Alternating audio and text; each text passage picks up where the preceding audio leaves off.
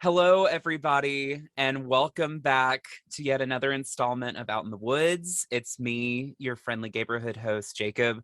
And today, I'm so honored to have yet another history maker on this podcast, a mover and a shaker from our great state of Mississippi. Um, I'll actually let her introduce herself. How are you doing today? I'm doing good. I'm good.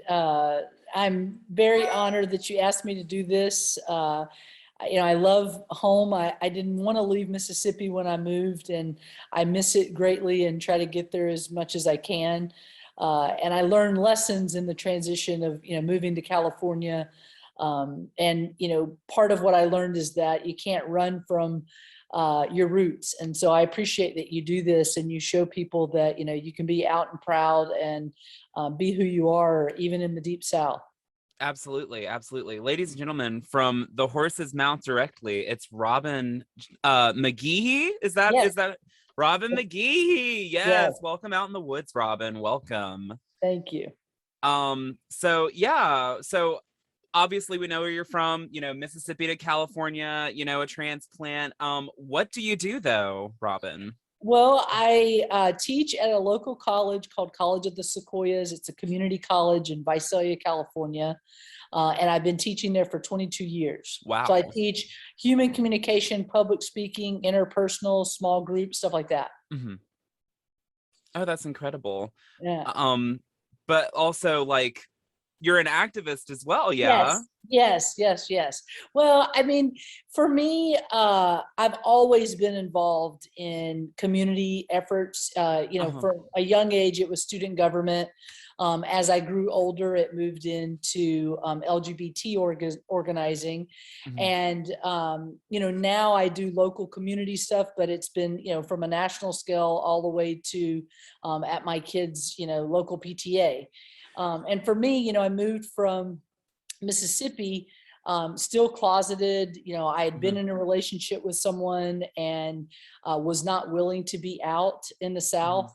I felt like it wasn't safe. I didn't have a family that I felt was going to be very understanding about, my being a lesbian. Hmm. And, what I learned early on in the South is that, people of color were, easily discriminated against in a way, in a fashion that was blatant. Yeah.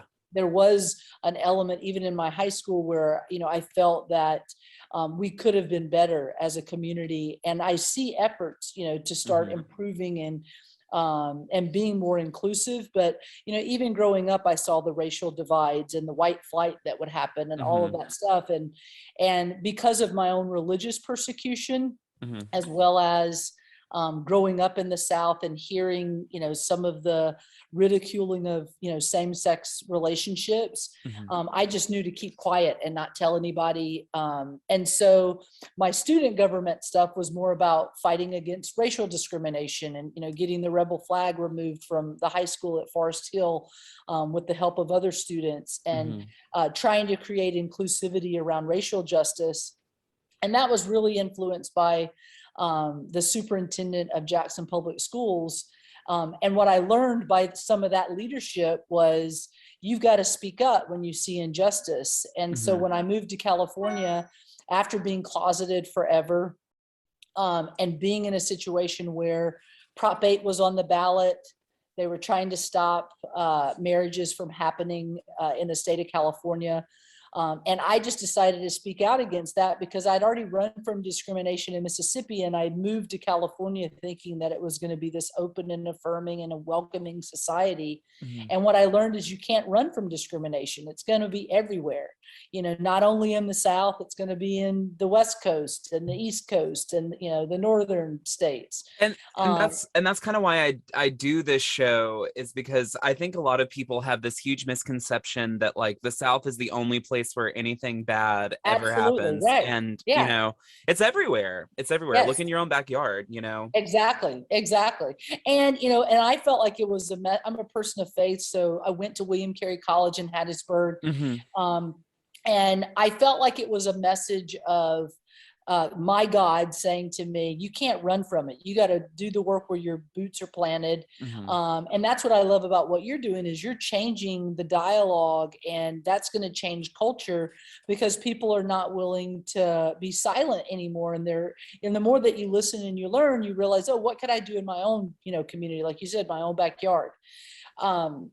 So that's where it all started. And I started a national organization called Get Equal. We did a march on Washington where 250,000 people marched on Washington with Lady Gaga and lots of other celebrities. And mainly at that point, it was trying to get, just some type of momentum against the Obama administration to take leadership around repealing Don't Ask, Don't Tell and standing up for marriage equality. And so where we are now, 11 years later, it seems profound. But I was arrested 5 times, and I'd do it all again because it's worth it. Absolutely. Well, and the thing is, here in 2021, well, and over the past, during the whole Trump presidency, the Democratic Party, wanted to. I think they wanted to have the air like they've always been extremely progressive and everything like that. But even during the Obama administration, there were a lot of groups and peoples that had leaps and bounds to be made. Exactly. Because and that's what we go ahead. No, you go. You were right. there, you were active. No, you're absolutely right. There's a belief that the Democrats are our friends, and they have our back, and they're the more progressive party, and there are progressive Republicans just like there are progressive Democrats. And there are socially liberal Republicans, just like there are socially conservative Democrats. And so, I truly believe when Obama said, make me do it, he wanted someone to force his hand, the administration's hands, because it wasn't that easy to just publicly out yourself as a supporter of LGBT rights. And so you're absolutely right that there is a naivete about politics, that if you just vote for the Democratic Party or the blue state, that they're going to be more liberal. And in reality, they're really a lot of times doing what's socially or not so politically beneficial to their own agenda. And they're not really thinking about, everyone else. And, yes, you're going to have moments with the Trump administration that you got to push back, but we also had moments in an Obama administration where we had to push back. And even now in a Biden administration, absolutely, there are elements where we should be pushing back. Absolutely. It's all about accountability, Exactly. So, kind of, I see now, all your life, you've kind of been acutely aware of everything going on around you, and you've always been wanting to get to the bottom of things. I try. So when did you do the introspection and realize that you were different? I knew at 5 I was chasing a girl across the playground at a Baptist kindergarten, and the teacher took me to the restroom, or actually she took me to the side on the playground, and she said, girls don't chase other girls, boys chase girls. And she goes, why are you chasing? And I'm not going to say the name because, if she ever sees this, I don't want her to stop talking to me. But it was, just a kid that I was in kindergarten with. And like every kid, you have crushes or whatever. Yeah. And when she said that, that was the first realization that what I was doing was seen as wrong by someone. So I didn't have that feeling in myself. I just knew what I wanted to do, and that was chase that girl, on the playground and play, and in a way that was flirtatious. And so when that teacher said, girls don't chase other girls, boys chase girls, the very next day I had this little Slugger baseball hat that my mom had bought like at Walmart or something, or Kmart, and I wore it to school the very next day. And that same teacher brought me over to the side and she said, girls don't wear baseball hats. And I said, well, I'm not a girl. And she goes, yes, you are. She said, your name's Robin McGehee. You're a girl. And I said, no, my name's John Seville. And I came to school like with a different persona, believing that if I wore that baseball hat, I'd be able to chase that girl on, and not because I'm transgender, but just like I had to fit into this social definition of what everybody's telling me I had to be. And so that was the first moment. And she even, when I wouldn't agree and say that I was Robin McGehee and that I was John Seville, later I realized that John Seville was like the guy that led the Chipmunks, Alvin and the Chipmunks. Yeah. So I guess I just picked that name because of that. But after that moment, she took me to the bathroom and she washed my mouth out with soap. And she said, "You're never to say that again. You're a girl. And girls don't chase boys." And I remember I could, see that bathroom right now if you asked me to. And that was the first moment of realizing, don't tell anybody that you feel these feelings and keep them internalized. And I didn't come out until my first year of college, because even though I knew how I felt, I just couldn't tell anybody. Oh my God. Yeah. So what was your experience living in the South? I loved it. I mean, I think that one of the things that I love about the South is just the hospitality and the kindness. If you are like everybody else, as long as you're not telling too many of your personal details, everybody kind of treats you like family, and there's a sense of kindness.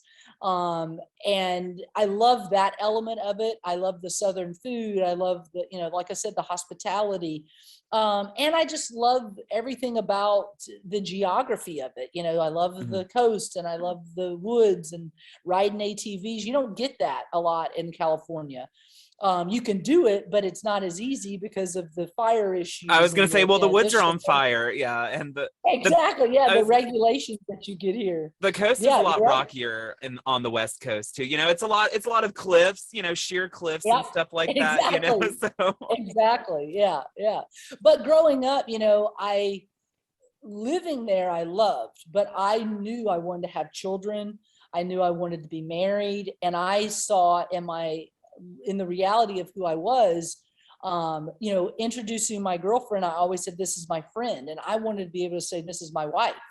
And not worry about the stigma or what might come around. And I had a lot of growing up and self-realization to come to around that. And part of that was losing that relationship and realizing you got to do the work to fix yourself, because if you don't, you're going to ruin every relationship that you have. And so it was that beginning stage of just trying also to conform, because I got married. I was married for 6 months. I went to a Baptist college. So, I mean, that message of you got to pray hard enough, you got to do all the right things. And in reality, I was just in a spiral because I couldn't be honest about who I was. Yeah. And side note, I've been calling institutions and people out all season. So here's my opportunity to call out William Carey, because I've had guests on my podcast who went to William Carey very recently, and they have experienced very much the same kind of culture there as you experienced. No, it's really off. Completely had friends, and as soon as they tried to even tiptoe out of the closet to these people, were immediately shunned and isolated. Exactly. I mean, my first semester there, another one of those, getting your mouth washed out with soap. My first semester at William Carey, there was a young girl who was definitely mentally unstable, because I knew what she was dealing with was her sexuality. And she wrote a letter to another female instructor on William Carey's campus, who was also a closeted lesbian. So she felt an internal connection to this person, wrote her a letter, and that woman, because she was worried about losing her job, turned the letter into the administration, and that girl was expelled from the university, and she was there on scholarship. And it was a heartbreaking story. And that was my first moment of, you can't tell anybody that here either. But my family was low to middle income. They couldn't afford really for me to go to college. I got a full scholarship to William Carey. So it wasn't like something where I got to choose where I was going to go to college. I was taking this opportunity. And I learned really quickly, don't tell anybody or you're going to lose your scholarship. And I had friends that committed suicide that were at William Carey under that dogma. So I'm so glad that I get the donation magazine, and there's not one dime I would ever write to that college until they atone for the harm that they've done to LGBT people. Absolutely. So, how do you juggle activism, being a professor, and having a personal life? Well, I'm completely out in California. The luxury, in California is I don't worry about, losing my job or having any ramifications that could be problematic. Mhm. My wife runs a construction company. She's completely out, and it's a family business, and everybody knows. Mhm. Um, and so living in California as a teacher, the way I look at it is I use this phrase in my class of when we speak, we shape the world. And, again, that goes back to what this podcast is all about. If people are going to speak out and say something, that's going to shape our universe to be better, and change the way things are. And you can either speak out and change it, or you could, be like Hitler and damn, the future. Yeah. And so I truly believe that for me to go into a classroom and be closeted is not being truthful to who I am, but also there's a student that's in that classroom that's trying to deal with their identity. It may not even be sexuality. It may just be, they're dealing with whatever's going on in their life. Maybe they don't want to be what their parents say they need to be as that major, but they're doing it because their parents say they need to do that. Mhm. And so I just try to own my truth. And I tell students that, the only way that you're going to come to some type of self-acceptance is just to start being honest about who you are, Right. and let the chips fall where they may. Well, and I absolutely. I guess rather I was framing the question more so as in like I feel like you wear a lot of hats in your Yeah, life. yeah. And that is, that can be really tiresome, Yeah, And, yeah. I mean, being able to have a personal life, Oh, seems yeah. like, I mean, how do you prevent that from falling to the wayside, I guess is more the question, Well, okay, so great question too. For me, after we had the repeal of Don't Ask, Don't Tell, and after Obama came out in support of marriage equality, and then the Supreme Court ruled in our favor, and then marriage was nationwide. My wife and I, just by happenstance, had our wedding date planned for the day after. This is the Supreme Court made their ruling on June 26th, and then June 27th was our wedding day. Mhm. And after that, my commitment to doing national organizing, I just said, sustainability wise, what just wasn't possible. So Mhm. I just started to do things that really spoke to me. So like, for example, this year, flying all the way home to Mississippi for Mississippi Capitol Pride, that's where I would put my interest and my focus, because I truly believe we've got to support those communities that are doing the work to be present and be out and show other people that, Mhm. hey, we can begin to show pride in this state. I remember, in Jackson, it was going to a protest at the state capitol. Now we can Mhm. actually be, or it's in a park somewhere where no one really sees. The fact that we were at Smithville Stadium and I know. taking over, Howlin' Mouse, that really was something to be commendable. And, the leadership with Jason and the whole Mississippi Capitol Mhm. Pride, I could not have been, and I said this, while I was there, there have not been many moments that I've been a proud Mississippian. Mhm. And they gave me so much pride that weekend. And, as much as we want to believe the politics are changing in Mississippi, when you've got, Tater Tot, governor, Mm. being so Mm. problematic, Oh, um, it that's just, putting it lightly, I know, yeah. I have so much hope. I'm like, where is the middle ground for Mississippi? You don't need to have Tate Reeves be so drastically, crazily conservative and to the right. You can have that middle ground, and that's what I hope for Mississippi. And it's going to be those Mississippi Capitol Prides, the podcasts like you're doing, that are really going to shape the future of Mhm. Mississippi. Absolutely, absolutely. So it's picking and choosing. To get to your answer, Yeah. my family, I have an 18-year-old and a 15-year-old and a wife, and other than teaching and picking and choosing where I want to put my focus, that's where I decide I want to do it. Excellent, excellent. Everybody out there, just remember, just pick and choose. Like, Yeah, it's don't self-care. love yourself. Exactly, self-care. Fucking Yeah, pick and fucking choose. exactly. So next And can I question. want to say one more thing connected to that? Absolutely. The other element is burnout. You know, you have to remind yourself, if you don't slow down and you get burnt out, then what good are you going to be to whatever cause that's important to you anyway? And so when you're going full throttle, that burnout's going to happen that much faster.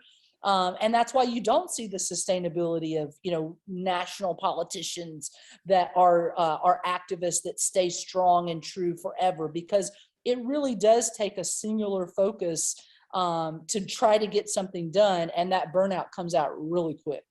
Oh yeah, absolutely. You've got to always be prepared to be on your A game. That's why, you know, like there are some weeks where I just don't produce any content because, you know, Exactly. I gotta rest. I gotta have time for me, you know. Exactly. And that makes you a stronger host and more informed and better to pick when you see someone that's going to be a good, you know, person on the show, because you are of good full mind and body, and you wouldn't be if you're exhausted and overdone, you know. Exactly. So, So moving on, talking about being on your A game, you know, you mentioned earlier you'd been arrested 5 times. Okay. yes. Um, for activism though, for the sake of activism, you know, Yes. you weren't like, you know, like some of these people, you know, and DUI. exactly. So what would you say to someone who is afraid of being arrested for a good cause? Yeah, I think that it's totally normal to be afraid, you know, especially the unknown of it. I will say that our government is set up in a way that gives us that freedom of protest. And, you know, depending on where you're arrested, you're going to have different responses in how you're treated. And so it's really having a good, strong plan. So, for example, getting good support, you know, knowing that you have a legal defense if something was to happen, having people there to bail you out, because most of the time with nonviolent civil disobedience, they're just going to, you know, slap you on the wrist. You're going to get a fine. And Mhm. as long as someone's there to get you at the end, you know, you're going to be totally fine. The longest I was ever in jail was 17 hours in Las Vegas. And that was mainly because they were upset because we shut down Las Vegas Boulevard. And their frustration was more that we showed a weakness in their system. And one of the officers said, you know, we started thinking, you know, what if this was really like a terrorist attack and someone took over downtown or the, you know, the strip? What we learned is our response time was too short. I mean, Mhm. too long. Mhm. And because of that, it was kind of like a really slapping our wrist, because they didn't want us to point that out publicly. And Right. so there was more, even the behind the scenes stuff that was playing into those arrests. But you learn so much, and there's a sense of pride by saying, you know, for example, let's just say that, you know, Tate Reeves makes a statement that you feel like is damning to the LGBT community, and going up to the governor's mansion, even though he's not living there, he's in Brandon somewhere, but you're still sending that visual message to the Clarion Ledger, to the local Mhm. news. And you're saying, we're not going to be bullied, not from his pulpit and not from any other pulpit. And yes, there may be arrest because you're doing something that's pushing the envelope. But in the end, what's the value of that news cycle being out there to show that we're not going to take it anymore? And that's really, you know, it, not belittling the person that's nervous about it or worried about it, because that's totally understandable, Mhm. but finding the people that are willing to take that risk, and having the other people that might be nervous about it playing that support role, if that makes sense. Yeah, no, absolutely. I mean, there's something in there, and we'll talk a little bit more about this in an upcoming question, Yeah, but there's a role for everybody, exactly. you Yeah, know, out yeah, there. yeah. Um, so I guess, you know, leading the kind of the I guess the thread that I'm spinning here with my questions. I guess I'm gonna go out of order from the sheet that I Yeah, sent yeah, you, no worries. Yeah. but a lot of people in my generation feel that a time to push past peaceful protest and into full-on revolution is coming. Mhm. Um, what is your response? I would say that that is not surprising at all. And I feel like it's on both sides. I mean, you see that on all kinds of different political issues, not just LGBT issues. Mm-hmm. You begin to see it on the anti-vaxxers versus the non-vaxxers. Yes. And when people make the comment around a civil war, there are definitely signs that we are divided as a nation. And I don't know how you get back to or go forward and try to find that middle ground. I feel like, there are lots of evidences that are out there that there are entities that are built to divide us.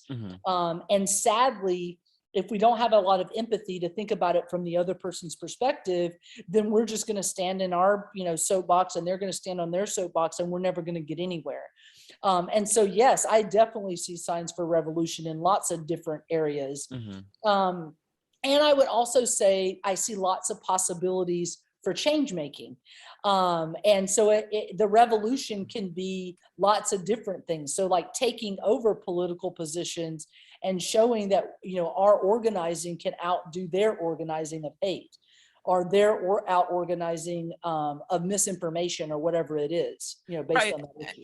And I think a big part of that is that, I feel like specifically millennials and Gen Z feel very underrepresented in politics. I think the closest that we have is like AOC and maybe I think Rashida Tlaib. I think she's a millennial, but like that's about it. And even then, publicly and in the press, they're treated like idiots. They're treated like they're just like they're too idealistic, to this and to that.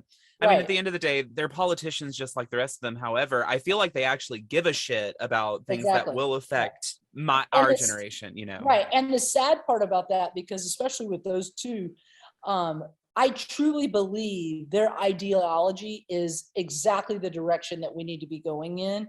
And their ideology is reflected more on the coming generations. Yes. The sad part about it, though, is the way that they're dismissed by the older generations is, well, why don't they just do something about it? Instead of identifying that they're in a system that is broken. Yes. That our political system is bought and paid for by big corporations, by the 1%, and even our voting blocks are getting manipulated by those elements. And you'd have to have a total overhaul of our system for an AOC or the like to really create change. So AOC may want all the change in the world and may have all of these, idealistic views of support, but unless there's a system that can be penetrated, then that is going to lead to failure. And then quickly she's dismissed instead of looking at, well, why was it failure? It's failure because the system's broken. Absolutely. Well, and I guess that leads into my next talking point, which is, I have discussed, I don't remember what it was called, but it's the something plan. But basically the GOP has been playing a strategic long game for decades. And when I say decades, I mean, 4 or 5 decades at this point. I think someone laid it out, talking about how, if there could be like specifically a GOP news channel, that would be, that would definitely help rally support and everything. And here we are with places like Fox News and One American News Network and stuff like that. And I think that directly leads to candidates like Trump. And I think that Trump is just the beginning, or rather my fear is that Trump is just the beginning, because now we have people like, Marjorie Taylor Greene in positions of power, other QAnoners and stuff like that getting positions of power. How do we fight back? That's the big question. How can we as normal, average everyday Americans fight back? That is the $1 million question. But the one thing I will say is that there was a recent article that talked about how the dictatorship of Trump and the takeover of our government is a lot closer than we want to believe. The reality of that, with a smarter, more polished politician, with a little bit more maneuvering that is not so blatantly, crazy, could actually be successful. And that's very scary. I mean, we were a very young democracy to begin with. And so the fact that we're that fragile is a very scary thing. I guess going back to the conversation that we were talking about in reference to burnout and, just staying the long haul, is we have to decide if we're going to let them win because they're so crazy and we just tune out. Because I think a lot of people do that. They're just like, they're crazy. They're never going to get anywhere. And what we find is that's not the case, because they stay focused, they stay organized, and then they actually get into positions of power. Mm-hmm. And because we belittled their efforts or our thought that they weren't going to get anywhere, now we're behind. And so, I think that it's not burning out and figuring out strategic ways to actually get engaged in the system. And so, for example, I would love to run for office. Mm-hmm. I think more people should be running for office. But for me, I think that the mentality that I have is what many people have, is why would I want to get involved in that fight? I mean, it's like crazy. Why would you want to even waste your time? It's not going to do any good. And I'm sure AOC, there's times at night when she probably feels the same way. I'm just beating my head up against a broken system.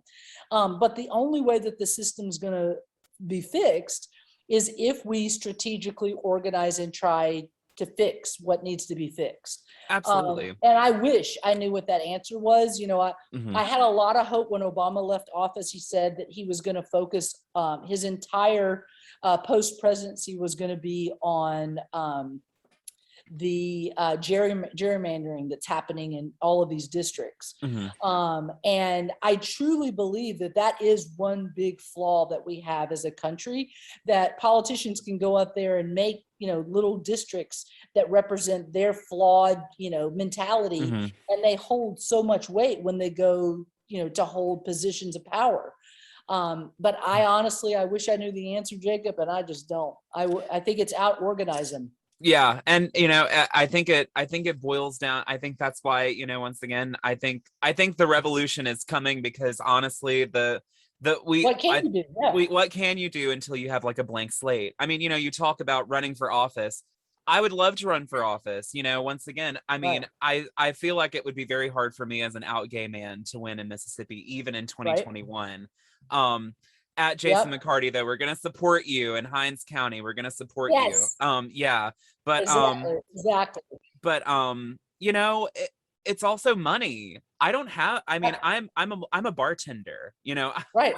I don't make enough money to actually fund a campaign. You know what exactly, I mean? Yeah. And and it's not enough of Mississippians that flee. So, for example, today I'm talking to Jason about an idea for Pride 2022, where it's like coming home with pride, and you try to get people from all over the United States that have left Mississippi to come back to Mississippi for Pride. Wow. And it's getting those people to reinvest in the state that they felt ostracized from, because the only way that it's going to change is if people make that commitment. And so it's funding campaigns of people that are really committed to like walking the districts, and it may not be that person's going to win the first election, but that narrative is going to influence all of that narrative of the campaign, and it's going to change hearts and minds of voters who may not actually win at the ballot, but the next time we will.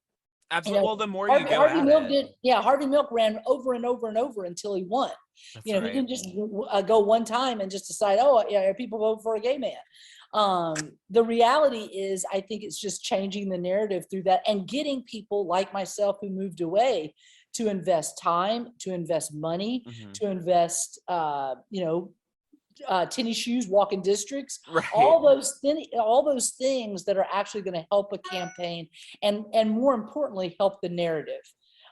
Because I truly believe that one of the things that I loved so much about that weekend was the city of Jackson was a huge sponsor of that event. And the fact that, as growing up as a young girl, never thinking that Jackson, Mississippi would sponsor a Pride event, that was just life-changing for me, just to feel like I could come home and feel welcome. It was just a powerful thing. No, I mean, it was incredible. I got there first thing, like as soon as like it was, it was open and Yeah, everything, yeah, and it was just, I mean, I'd been to Pride events in Mississippi before, but right. nothing quite like that. Yeah, I mean, yeah, it was just I could feel the unity. yep, I could feel, if I could feel the rallying cry, yeah, everything yeah. like that. It was just a really great experience all around. And I will say, like, I forgot the drag queen that said, "This is cute." This, this, Hmm. I forgot the phrase what she said. This is a cute turnout, and everybody laughed. And she goes, "I'm not saying that to be funny. This is cute. You need to have so much more than this next year, and I'm going to help you turn it up for next year." And what I took away from that is, you know, we all, even in the a revolutionary term, like let's Hmm. just say that revolutionary does not, we're tired of standing around and watching drag queens and rah rah, we are Yeah, here too. But if we can't get people to come to that and organize around something like that, then how are we going to organize and actually conquer a revolution to change Mississippi in any way, shape, or form? And absolutely. and so that's where I say, look, our focus is building numbers, because there's so many people that I follow on Facebook that are friends of mine in Mississippi. And I'm like, you didn't think it was enough just to drive up for a weekend and come be in the largest pride event in the center of the state? I mean, what else did you have going on that weekend? Right. And so that would be my message, is just saying we have to go out and recruit people and say, look, our presence is going to create change. Hmm. And if we're not willing to be present, then we can't bitch that things aren't going our way in the state. Absolutely. Well, and I think that also comes with, once again, accountability too, like I remember whenever, so I came out the next day. I didn't get to go to the drag brunch because Yep, money, and also because I've yep, been up at 3911 till 4 in the morning. yep, So I showed up for them because I wanted to march, you know what I yes, mean? Like, yep. if nothing else, to be seen, to be at, which, by the way, Exactly. That's the moment you want to be at. right. And by the way, everyone who's listening, it was an incredible just experience marching through, downtown with everybody. I mean, you know, I don't know, like I was at the front, and to turn around and see like the crowd behind, it was just it just once again, it was inspiring. But I had to Yeah. park. And it goes back to that chant though, Jacob, who owns these streets? We own these streets. Yes. And if we don't take that power and do that, then we let them win. So anyway, Absolutely. yeah, yeah, Absolutely. And that's the thing though. Um Allies. We need to hold allies accountable, yes, because I had to park like 2 blocks away, all the way down by the Intergy building, and mhm, walk, because everyone was parked. I mean, parking is not great at right, Howland right, Mouse, but like, still I had to park all that way. And as I was walking up, it was around the time that, I mean, it was right after the show had ended, and I just saw swaths of these straight women, walking to their cars, their big cars with all the Rankin right. County tags, Yep, to get in and leave, even though I'm sure Jason announced, like, hey, we're having our march like right after this, like, exactly. you know, and so it's like, so you will pay money to brunch and drink Right, and watch this gay man in drag dance for your exactly, amusement, but you will exactly. not march with us in the Right, street. right, exactly. And understanding that it's not just about queers marching, it is about those allies marching as well. Yes. And that visibility is not just for us to feel good about ourselves, it's to show people that are driving around that you're taking over downtown. You're Yes. sending a message that we're here, we're queer, get used to it. It's like you said in your speech, I have dignity. Yes, exactly. And I Yes. deserve that. Exactly. Exactly. Let's see. If there wasn't a looming threat of our rights being taken away, what would you say is the next step in LGBT equality?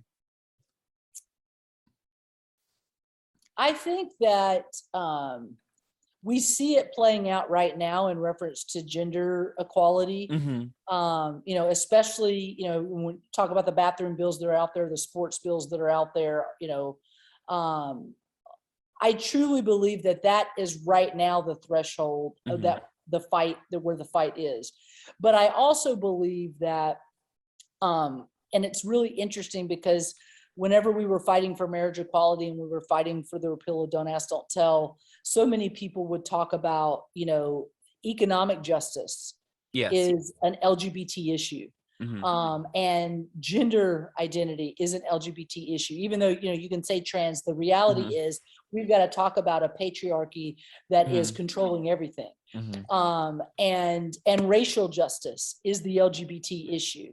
And so I truly believe that there is a radicalness around people talk. I mean, look at Martin Luther King. He was assassinated when he changed the shift to just wanting equality as a person of color and started talking about the economic injustice and the unionizing that needed to happen. And then he was shot. I think that we have to, as a community, talk about the issues of economic disparity. And if we don't talk about that, then what we're going to end up doing is just having an us and them, even within the LGBT. And you can see that. I mean, we saw it, HRC versus Get Equal. We wanted help, doing the National Equality March, and HRC was the last to come to the table. And now, I can sit and talk to Joe Salmonese, who was the president of HRC at the time, and we can talk about how that strategy of pushing each other made us stronger. But at the end of the day, those black tie parties that they have are not always inclusive to thinking about where are those funds going and are they supporting the people that really need the help. You shouldn't talk about the fact that you can't afford to come to Pride. The reality is there are national organizations that should be paying for people who can't afford to get in those doors. And because they collect payments from, all over the state of Mississippi and all over the United States every single month.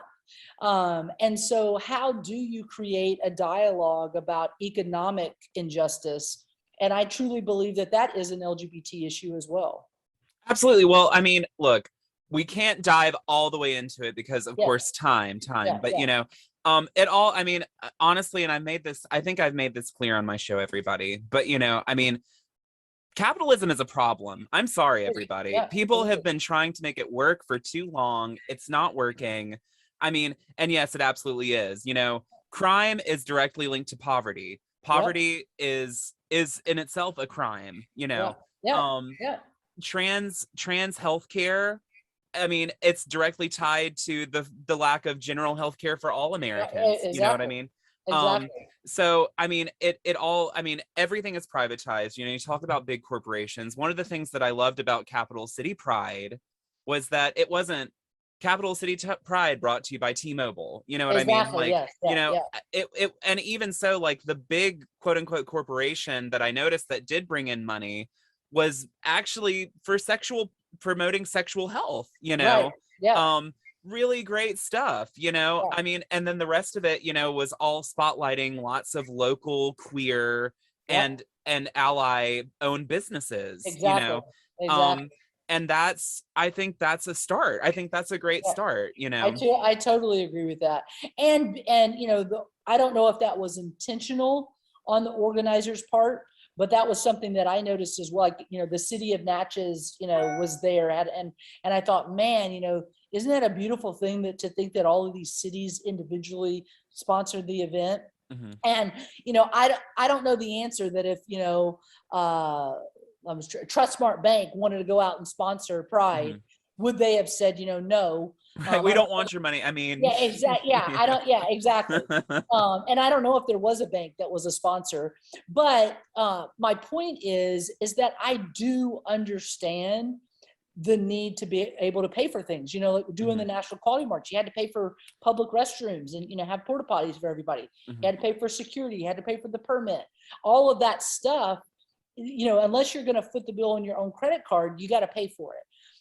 But there can be intentional planning to make sure that you are thinking about how to address the needs of that underrepresented population because of economic lack of privilege. You can have the privilege there, but are you working intentionally to make sure that you're addressing the needs of the underprivileged as well?